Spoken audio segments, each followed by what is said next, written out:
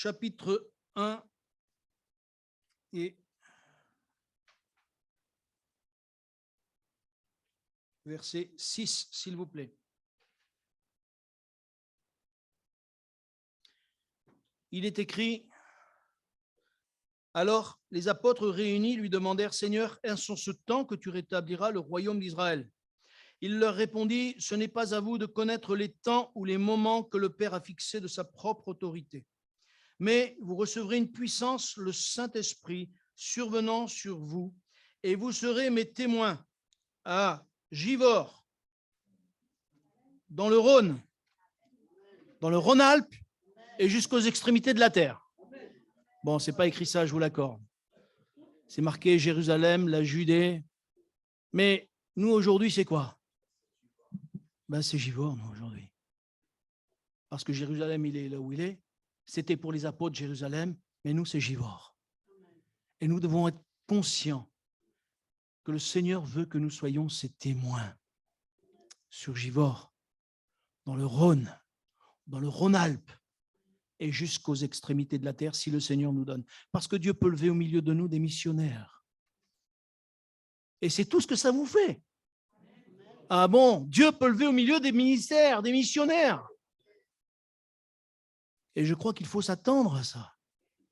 Les disciples ne pensaient pas qu'ils allaient partir être des témoins jusqu'aux extrémités de la terre. Eux, ils avaient leur petite Jérusalem et le Seigneur a permis qu'il y ait la persécution pour que la persécution puisse les envoyer par tout le monde. C'est la persécution qui les a envoyés par tout le monde. Sinon, ils seraient là restés dans leur petit cocon en disant « Mais nous, on est bien, nous là, on attend la présence de Dieu, c'est bon. » Non, non, non, non. Ce n'est pas ce que le Seigneur veut. Mais nous qui sommes à Givors, nous devons réaliser que le Seigneur veut que nous soyons ses témoins. Et il est dit, et après avoir dit cela, il fut élevé pendant qu'il le regardait, et une nuée le déroba à leurs yeux. Il leur a remis cette responsabilité d'être des témoins. Ma sœur, mon frère, le Seigneur nous a donné cette responsabilité d'être des témoins.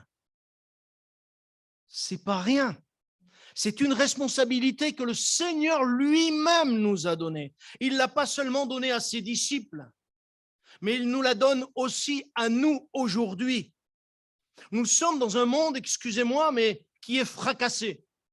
Un monde qui va, on le sent dans la mentalité, les gens ont besoin, ils sont paumés, ils sont perdus, ils ont besoin de s'accrocher à quelque chose et ils ne savent pas quoi.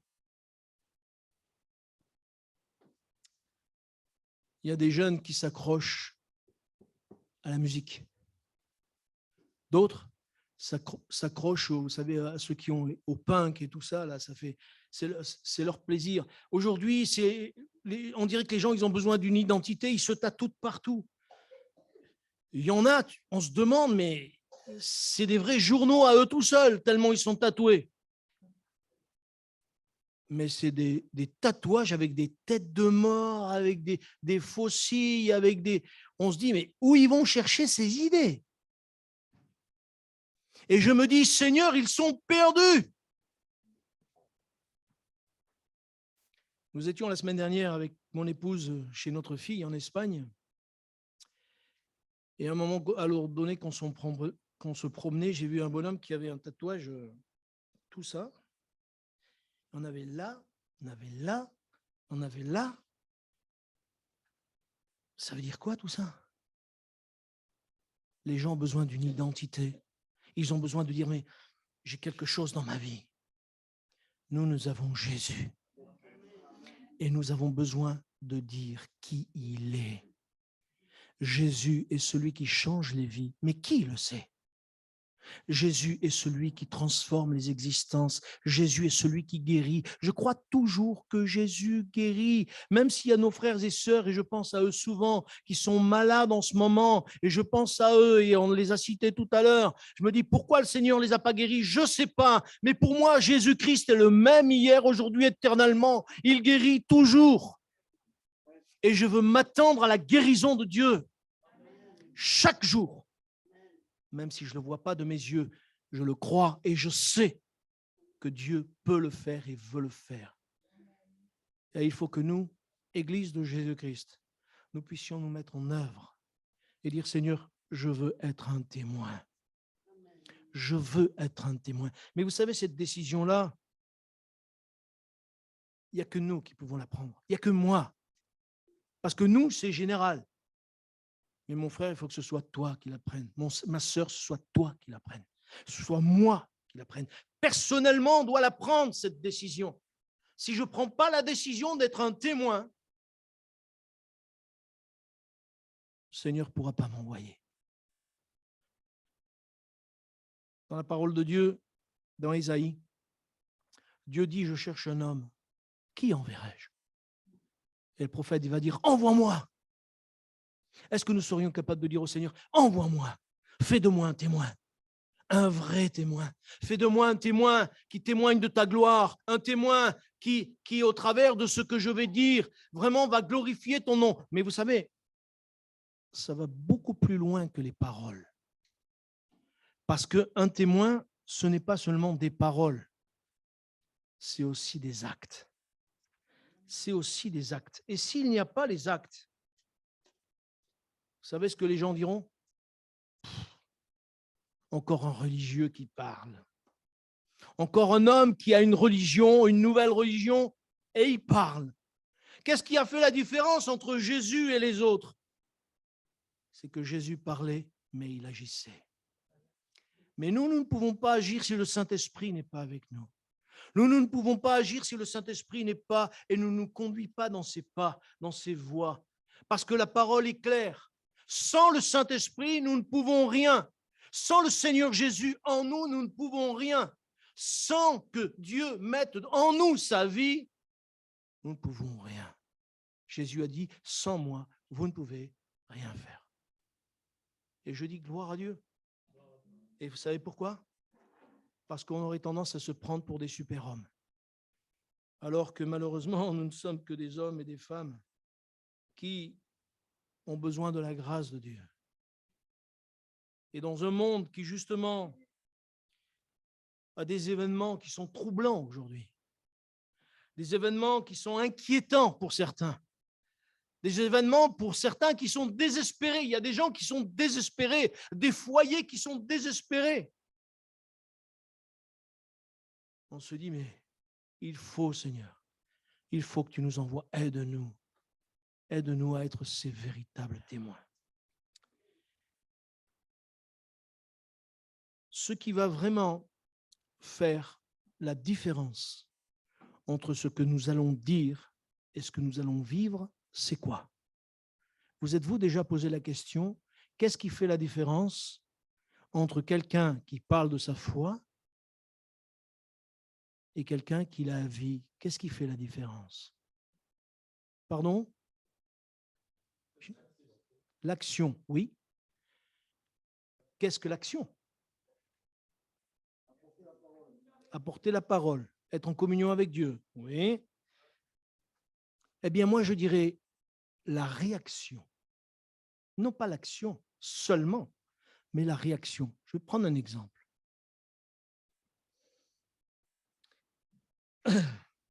Imaginez un instant, vous êtes au volant de votre voiture. Imaginez un instant, vous vous rappelez cet exemple que je vous avais donné? Vous vous rappelez? La réaction. Je vais le répéter pour ceux qui n'étaient pas là. Tant pis, hein, vous les autres, vous le réécouterez une deuxième fois. Hein. Une troisième même alors, tu vois. Enfin, 3 fois, je l'ai déjà raconté 3 fois. Vous êtes 2 à vous souvenir, les autres non. C'était cette dame, oui c'est ça, c'était cette dame qui était au volant de sa voiture.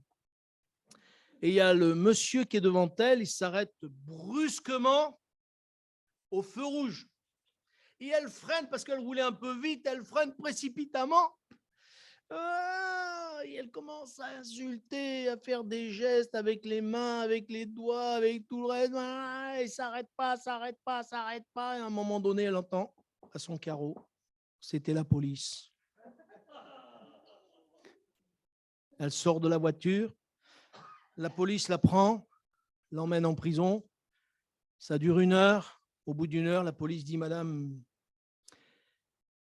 Voilà, on s'excuse. Elle dit non, c'est moi, je vous prie de m'excuser, j'ai mal agi. Tout ça. Il dit non, madame, c'est nous qui nous excusons de vous avoir arrêté. Elle dit mais non, mais pourquoi? Elle dit mais parce que on vous a arrêté, parce que on pensait que vous aviez volé la voiture. Elle dit ah bon, mais pourquoi? Elle dit parce que derrière votre voiture, il y avait venez dans mon église. Jésus-Christ change les vies, donne la paix. Alors on pensait que vous aviez volé la voiture.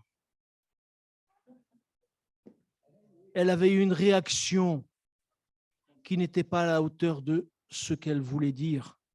C'est bien d'avoir derrière sa voiture un poisson, vous savez, comme on en voit de temps en temps. C'est bien d'avoir un petit message. Et vous savez, des trucs comme ça, là, j'en ai un autre qui me vient à l'esprit qu'une fois qu'un pasteur racontait, mais il y en a d'autres comme ça qui ont derrière leur pare-brise Jésus vous aime, Jésus donne la paix, mais à l'intérieur de la voiture, ils sont tellement énervés, on dit mais quelle paix il peut donner cet homme-là? Presque il sortirait de la voiture, il vous casserait la tête. Excusez-moi l'expression. Il vous mettrait comme ça. C'est ça un témoin. Pourquoi? Parce que nous avons besoin de réagir comme il se doit. Et pourquoi je parle de voiture? Parce que moi-même, des fois, dans la voiture, je m'énerve avec les gens qui me croisent une fois, deux fois, trois fois. Je dis, m'énerve celui-là. Ah, c'est vous qui me croisez alors? Ah, c'est vous qui me croisez. D'accord, je ferai attention alors.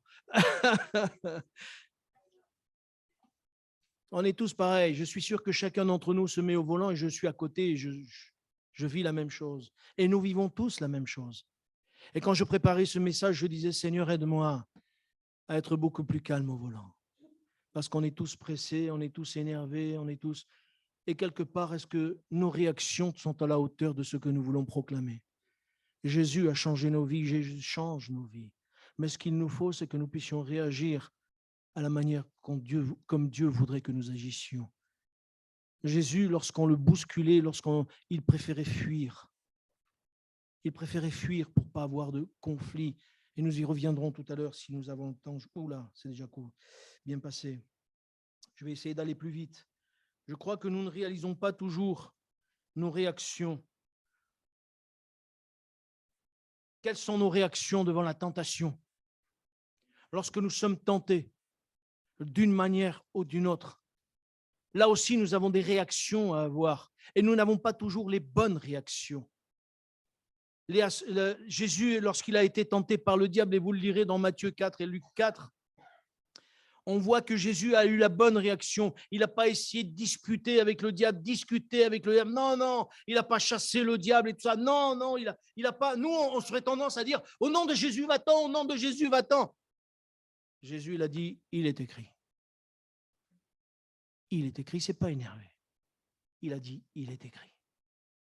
Ne cherchons pas midi à 14h, cherchons ce qui est écrit.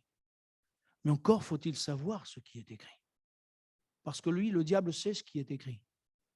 Et si nous voulons contrer le diable quand il vient nous attaquer, il vient nous tenter, il faut revenir à ce que Dieu nous demande. Ce que Dieu nous demande, c'est de l'aimer de tout son cœur, de toute son âme, de toute sa force, de toute sa pensée. Et si nous l'aimons, alors nous dirons non. Non à la tentation parce que j'aime Christ.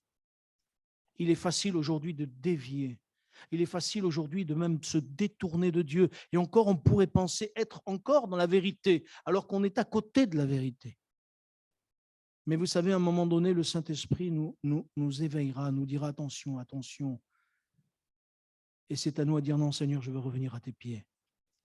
Parce que nous devons apprendre à être sensibles à l'Esprit quand le Saint-Esprit nous parle, quand le Seigneur nous parle. C'est à nous d'être attentifs pour que réellement nous puissions lui obéir et faire sa volonté. Face à notre chute, combien de frères et de sœurs, sont des fois tombés et n'ont pas voulu revenir? Pourquoi? Parce qu'au fond d'eux-mêmes, ils s'accusaient eux-mêmes et parce qu'au fond d'eux-mêmes, ils avaient peur de l'accusation des autres. Et ils disaient, je ne suis pas digne devant Dieu. Mais dans cette salle, qui est digne? Personne. Et parce que personne n'est digne, Notre regard doit être différent vis-à-vis des autres et notre réaction doit être différente vis-à-vis des autres. Jésus a été chercher Pierre et c'est écrit 2 fois dans la parole qu'il a été chercher Pierre. Pourtant, Pierre l'a renié. Pourtant, Pierre ne voulait rien savoir. Il a dit non, je ne connais pas. Il a même dit des imprécations. Vous savez ce que c'est, des imprécations? C'est ce qu'on dirait des insultes aujourd'hui, quoi. C'est clair. Il a dit ça, mais parce que Pierre se sentait coincé. Il avait une pression, là. La pression et la peur de la mort, et la peur d'être pris, et la peur de souffrir. Et alors, il a renié Jésus. Mais Jésus, lui, est allé le chercher. Il est allé le chercher. Quelle attitude avons-nous? Nous devons avoir cette même attitude que Jésus a eue. Aller chercher nos frères et sœurs, savoir les accueillir, savoir les aimer. Bien sûr, ils ne sont pas parfaits, mais celui qui est parfait, qui lève la main, je vais lui parler 2 minutes et on va voir après s'il est parfait. Parce que je n'en connais pas des parfaits. Par contre, Jésus-Christ veut accueillir tout le monde. Il veut accueillir tout le monde. Et il aime, on l'a entendu tout à l'heure plusieurs fois, Jésus aime tous, sans exception. Et de la même manière, nous devons nous aimer les uns les autres comme Dieu nous le demande. Vous savez, le diable sait mettre dans nos vies des pressions qui nous mettent toujours à la limite. Un jour, nous aurons notre Gethsémane. Vous savez ce que c'est, Gethsémane? C'est le jardin où Jésus était, où il a prié. Il s'est relevé, il a été voir les disciples, il a retourné prier.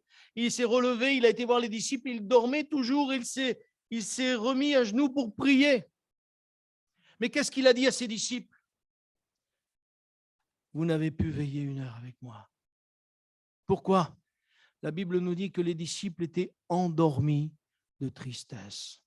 Je ne sais pas si nous pouvons imaginer la pression qu'il devait y avoir sur ce jardin de Gethsémane, au point que Jésus avait une telle pression, le diable mettait une telle pression que Jésus a sué des grumeaux de sang. Pourquoi? Parce qu'il voulait que Jésus lâche prise. Et peut-être que ce matin, quelqu'un passe par le jardin de Gethsémane où il se sent découragé. Il n'avait peut-être même pas envie de venir ce matin à l'église. Il n'avait même pas envie de venir ici pour écouter les chants, pour louer Dieu. Il n'avait pas envie de venir. Mais tu as bien fait de venir parce que le Seigneur Jésus veut t'enlever cette fardeau. Seigneur Jésus veut te soulager, veut te dire, je suis ta paix. Fais-moi confiance. Je suis ta paix. Je suis celui qui va te conduire, celui qui va te donner ce que tu attends. Mais non pas à ta manière, à sa manière, à lui. Alors fais-lui confiance. Vous savez, il a fallu aux disciples le jardin de Gethsémane pour qu'ils puissent comprendre plus tard, pour qu'ils puissent être brisés à l'intérieur. Ils croyaient qu'ils étaient des surhommes parce qu'ils avaient chassé les démons, parce qu'ils avaient délivré des hommes, parce qu'ils avaient guéri les hommes. Mais au jardin de Gethsémane, ils ne sont plus rien. Et quand Jésus est arrêté, ils en sont encore moins. Pourquoi? Parce qu'ils n'ont plus de force. Ils comptaient sur leur force. Mais toi, si tu comptes sur tes forces, tu n'y arriveras pas. Si tu comptes sur tes forces, tu t'en sortiras pas. Si tu ne comptes pas sur le Seigneur, qui va t'en sortir? Le diable va te tenter à un moment donné, et puis tu diras, j'en ai marre, je m'en vais. Il y en a combien que c'est arrivé?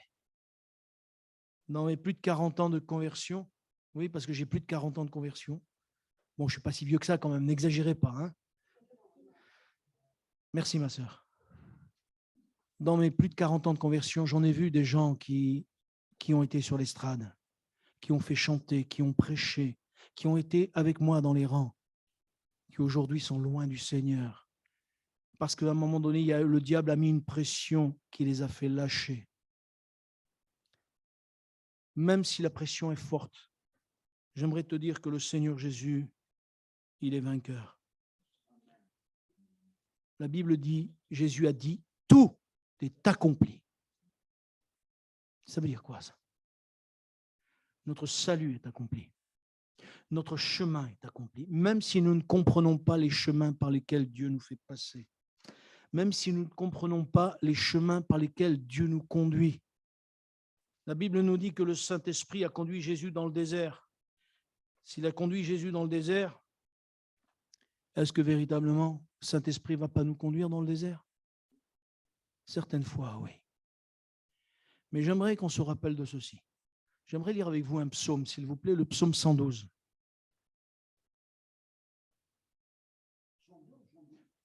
112. De rien, mon frère.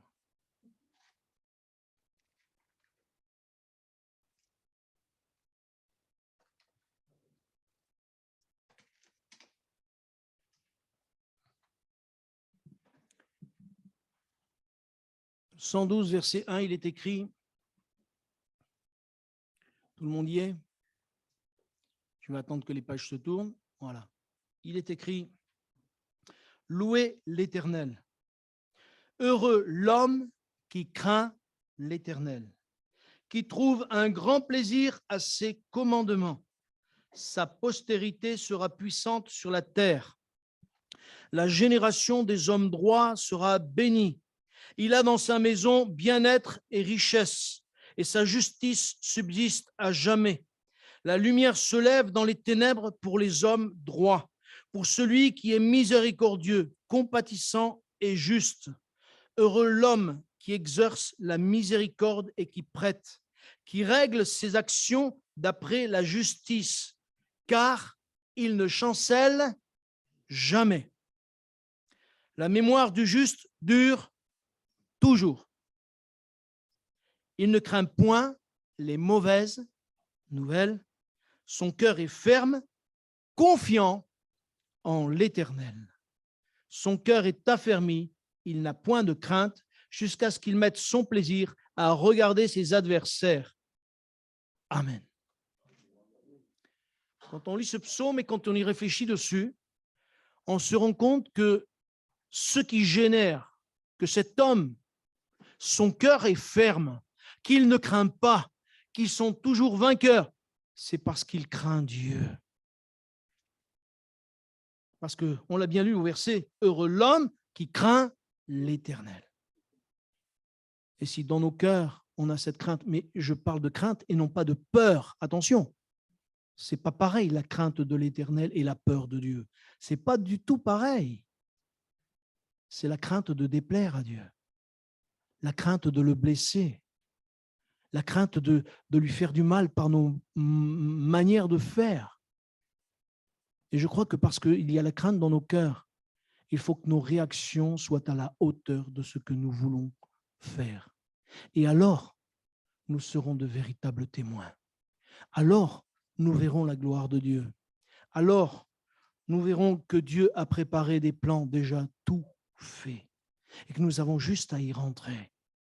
Dieu veut que nous soyons des témoins. Mais ça, voyez-vous, ça dépend de nous. Ça dépend de notre cœur. Ça dépend de notre volonté. Qu'est-ce que Jésus a dit aux disciples? Je parlais tout à l'heure du jardin de Gethsémanée et Jésus va leur dire, l'esprit est bien disposé, mais la chair est faible. Nous sommes bien disposés. Tiens, aujourd'hui, tout à l'heure, à midi, je me mets à jeûner et je vais prier. Ring, ring, tu viens manger avec moi au restaurant? C'est que tu comprends? Bon, allez, d'accord, j'y vais. Trop tard. C'est pas comme ça que ça se passe? Notre esprit est bien disposé, mais notre chair est faible. Et nous avons besoin de dire, Seigneur, aide-moi. Aide-moi à ce que ma chair ne soit pas faible, qu'elle n'ait pas le dessus. Les disciples, eux, jusqu'à ce que le Saint-Esprit descende. C'est d'ailleurs pour ça que le Seigneur nous a donné le Saint-Esprit, afin que nous soyons remplis du Saint-Esprit et que nous soyons des témoins. C'est ce que nous avons lu dans Acte 1. Vous vous rappelez? Vous serez remplis du Saint-Esprit et vous serez mes témoins. Et on a besoin, pour être efficace dans le témoignage, pour être efficace dans ce que nous allons même faire, nous avons besoin que le Saint-Esprit remplisse nos vies. Et j'invite à tous ceux qui ne sont pas encore remplis dans le baptême, dans le Saint-Esprit, de pouvoir vraiment dire, Seigneur, montre-moi comment je peux être rempli du Saint-Esprit. Parce que Dieu le veut. C'est nous qui faisons obstacle souvent, par nos craintes, par nos nos petites choses comme ça qui viennent déranger un peu. Et Dieu n'a pas la place, quoi. On ne lui ouvre pas la porte. On entrebâille la porte, vous savez, avec la petite chaîne, comme dans les portes. Là. Oui, je voudrais bien te laisser rentrer. Eh bien, rentre, mais il y a un espace comme ça, on ne peut pas rentrer. Non, laissons la porte ouverte au Seigneur. Et c'est lui qui agira, c'est lui qui se manifestera, parce que c'est cela son désir. Je vais essayer d'aller vite. Non, je n'aurai pas le temps de tout faire. Tant pis.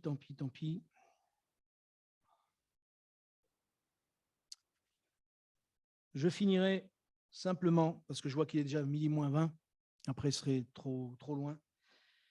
Je finirai simplement par ce témoignage de l'apôtre Paul. L'apôtre Paul, il est avec Silas, il va dans une ville, il prêche l'évangile, on prend l'apôtre Paul, on le met en prison. Quelle est la réaction de l'apôtre Paul? Est-ce que vous vous rappelez? Il chante des cantiques et il prie. Même la prison n'a pas eu, n'a pas eu raison de sa foi et de son moral. Nous, notre moral, il est vite défait. Nous, notre moral, il est vite changé. Aïe. Hier, j'avais la foi. Mais aujourd'hui, avec ce qui m'est tombé sur le nez, est-ce que le Seigneur est encore avec moi? Et lui, l'apôtre Paul, il est en prison. On veut peut-être le tuer dans la prison. Et peut-être qu'il va dire, Seigneur, délivre-moi, c'est le diable qui m'a mis là-dedans. Qui c'est qui a mis l'apôtre Paul en prison? À part les gens de ce peuple.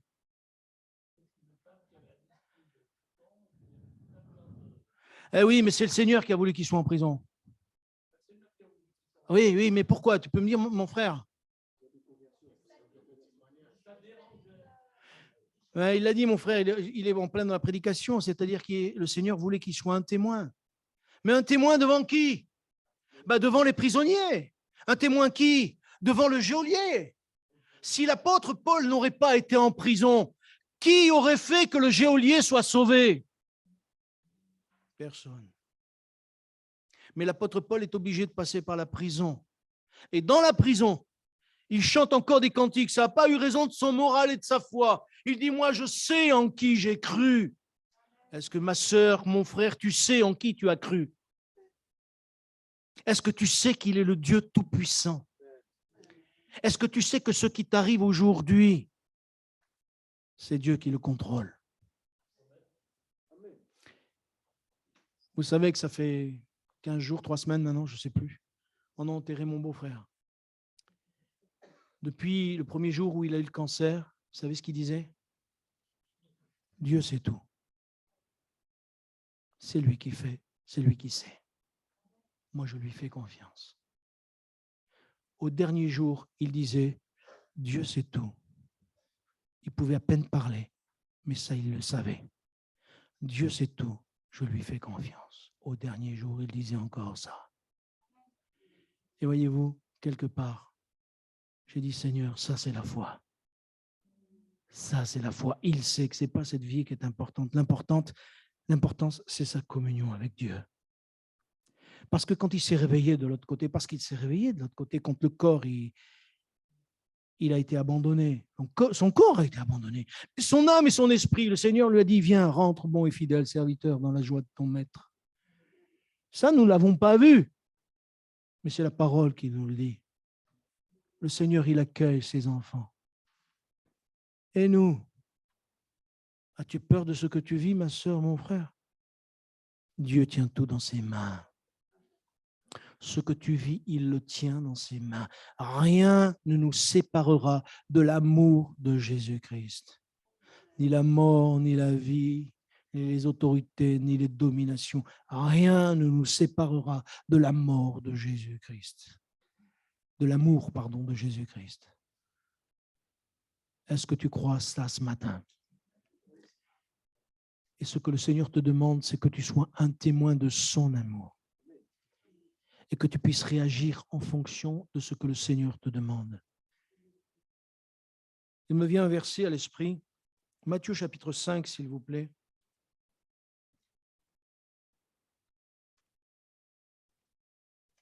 J'aime beaucoup de ce chapitre 5 de l'évangile de Matthieu.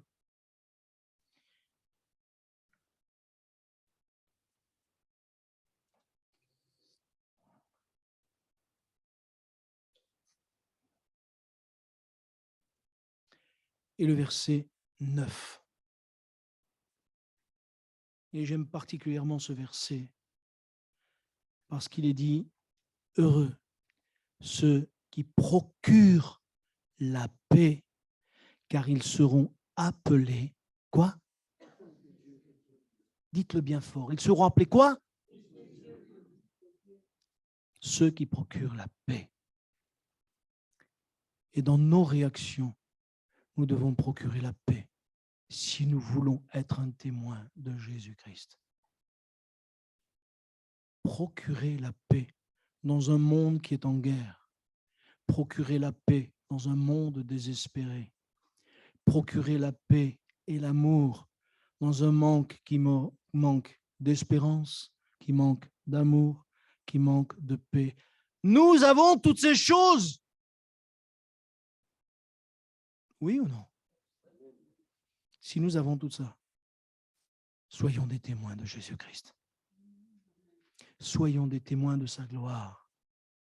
Vous ne croyez pas que le Seigneur veut nous bénir ce matin? Vous ne croyez pas que le Seigneur veut que nous puissions être différents ce matin?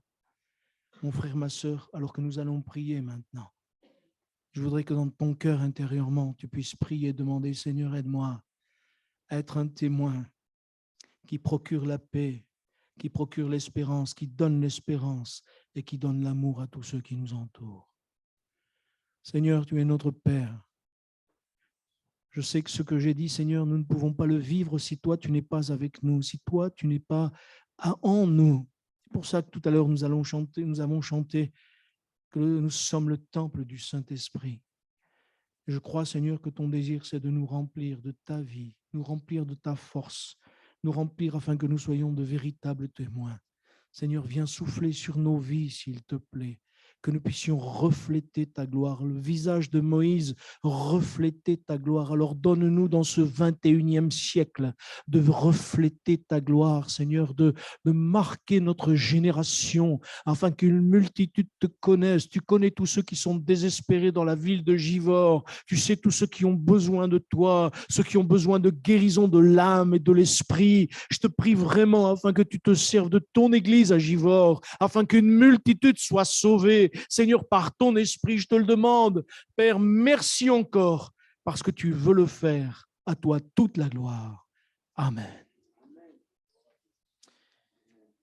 Mes frères et sœurs, que nos cœurs soient vraiment à l'écoute de ce que le Seigneur veut faire. Parce que si aujourd'hui j'ai parlé de témoignage, si nous nous attendons à dire, Seigneur, je veux témoigner cette semaine, aide-moi à témoigner au moins à une personne, Seigneur, cette semaine, à dire combien tu es grand. Ah, je ne sais pas, Seigneur, tu me donneras. Ne cherchez pas les mots. Vous savez, le Seigneur Jésus a dit, lorsque vous trouverez dans certaines situations, ne cherchez pas des mots. Le Saint-Esprit vous donnera ce qu'il est nécessaire que vous disiez. Le Seigneur est fidèle et il le fera. Amen.